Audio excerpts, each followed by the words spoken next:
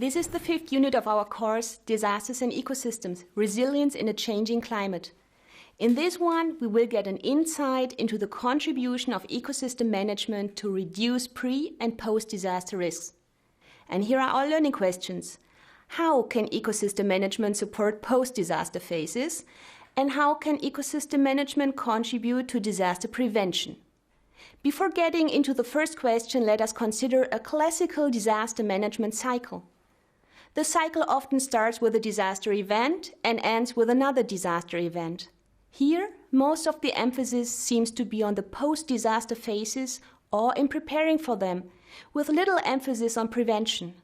Fortunately, a paradigm shift is occurring towards more emphasis on disaster prevention, largely in recognition of the need to change from business as usual and just reacting to disasters. The move has been spearheaded by efforts at the global level, by UNISDR, but also by many NGOs and civil society organizations. An alternative to the disaster management cycle is the disaster risk reduction spiral. Here, the intention is to move away from the disaster impact through prevention and sustainable development. This scheme places emphasis on development and long-term risk reduction measures, including ecosystem management. Ecosystem-based activities can be implemented at all stages of the disaster risk reduction spiral, from the early stages after a hazard event, through reconstruction, mitigation, and especially in the prevention phases. This unit will take us through the different phases of the disaster risk reduction spiral and explore different options for including ecosystem-based measures. So let's now get into our first guiding question on the post-disaster phases. The main objective of the relief phase is to save lives. Main actors are usually community members and, when available, local fire brigades, search and rescue teams, or national armies. The relief phase is most effective when there are existing contingency plans, frequent rescue and emergency drills, and well-established evacuation plans. Since it takes place during and immediately after the hazard event, with the main focus on saving lives, there may be little time to include environmental considerations, other than basic considerations to avoid pollution of water sources or dumping waste materials in waterways. Environmental contingency plans may be part of relief training. The main objective of the early recovery stage is to secure livelihoods, return to normal life, and find missing persons and belongings. Early recovery also includes cleaning debris and establishing temporary shelters, as well as securing water supply and food. This phase takes place days to weeks or months after a hazard event. Main actors involved are usually community members, civil protection, humanitarian agencies, and NGOs. Environmental considerations are possible and should be taken into account during the early recovery phase, based on the basic principle, do no harm. This means avoiding actions that may be damaging to lives, livelihoods, and the environment in the long run. For example, inappropriate location of temporary settlements and lack of sanitation can easily lead to pollution of water and long-term environmental and social problems. Location of temporary shelters near animal pathways can lead to dangerous human-animal conflicts. Important is also to keep away sources of contamination from water sources to prevent diseases and avoid dumping debris in waterways that may cause flooding or pollution.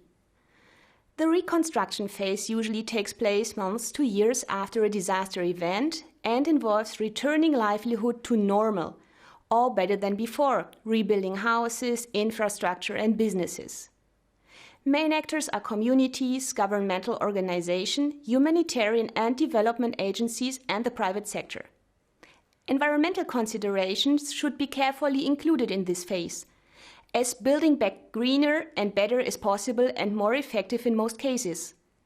In many cases, it may be necessary to relocate settlements if they were constructed in hazard-prone areas. It is necessary to avoid building materials from unsustainable sources. For example, extracting sand from coastal sand dunes may increase the exposure of communities and infrastructure that were previously protected by the dunes. Similarly, using wood from forest or steep slopes degrades their natural protection in case of future hazard events. Let us now turn to the second question on prevention. In contrast to the post-disaster phases, prevention should be a continuous process which unfortunately often only takes place once a disaster has struck. Prevention can include both structural and non-structural measures and is considering the following elements: preparedness including early warning and evacuation, risk and vulnerability assessments, integrating ongoing risk reduction with development planning and ecosystem management. Disaster preparedness is among the main priorities of the HIOGO framework for action. Disaster preparedness is usually one of the first elements that is prioritized in disaster risk reduction. Preparedness comprises a whole range of measures. It can make use of extremely sophisticated early warning systems, like the tsunami early warning system from the German Aerospace Center in Indonesia, or be based on local knowledge and observations of pending hazard events. In a perfect world, any area at risk from hazard events would have a risk map or at least a hazard map which provides the basis for land use or urban planning. Such maps provide guidance to municipalities and investors about which areas should be avoided for future constructions. In some countries, risks and/or hazard maps may be mandatory and form an important basis for land use or urban planning. However, in practice, many risk or hazard maps are only developed after a disaster has occurred. Yeah, you got it! This is where the ecosystem component comes in. In the expert track, we will spend more time exploring this section in more detail. For now, we just introduced the main Eco-DRR tools: integrated coastal zone management, integrated water resources management, protected areas management, integrated fire management, community-based natural resource and risk management, and sustainable land management. These are all natural resources management approaches, but the important point is that risk management can be incorporated in each of these. So hopefully you found this unit on Eco-DRR informative.